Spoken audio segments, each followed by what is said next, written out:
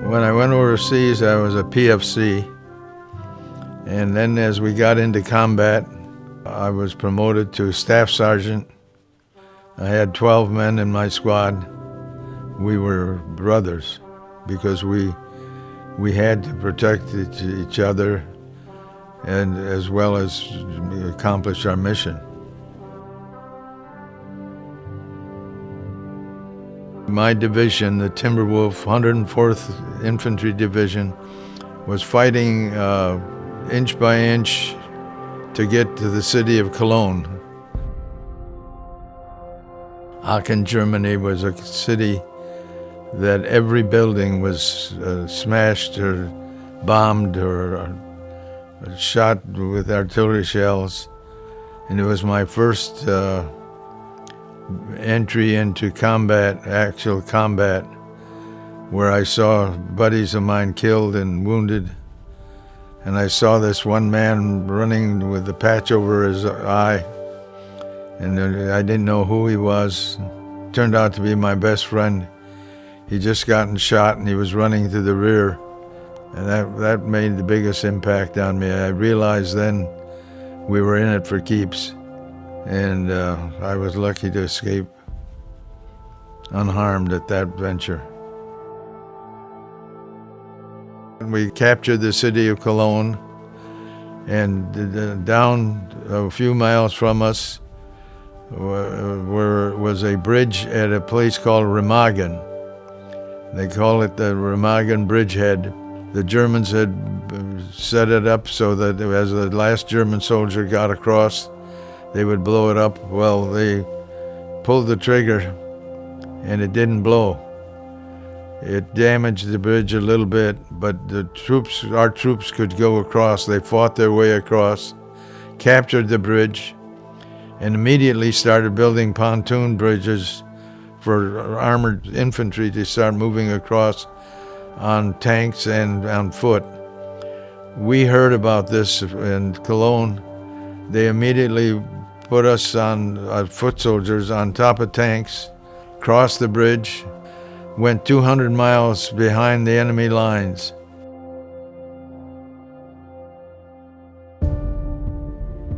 We'd go into towns, and the German army is just leaving on the other side of town as we're entering. And they're bombing with artillery, trying to stop us, but killing their own people while they're doing it. And the citizens, the German citizens, when we tell them it was their own soldiers, they couldn't believe it. They wouldn't believe it. They were very defiant. One example was we came through a farm field, and the farmers were behind haystacks shooting at us with rifles. And a friend of mine who had just come back from the hospital from being wounded was riding next to me, and he got shot from one of these farmers.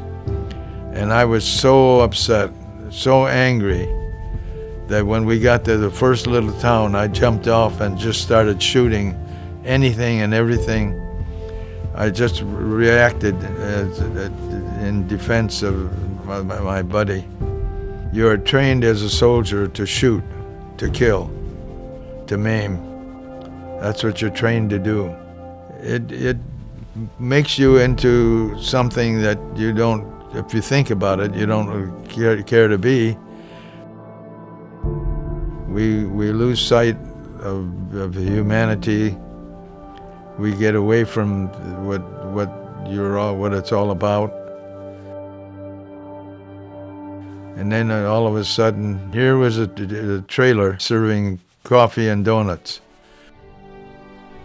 I came upon the Salvation Army near the combat zone, very near the front line, in a situation that you would not expect to have that kind of service, that touch of home. The importance of the Salvation Army being in the front lines with us. Not only do you have the coffee and donuts, but it broke the severity of the thrust you were making to take life. It reminded us of the love that we had with our country and our family. Made us feel like that fighting was worthwhile, connection back to why you're fighting, why you're even there. They are the one organization that I know cares.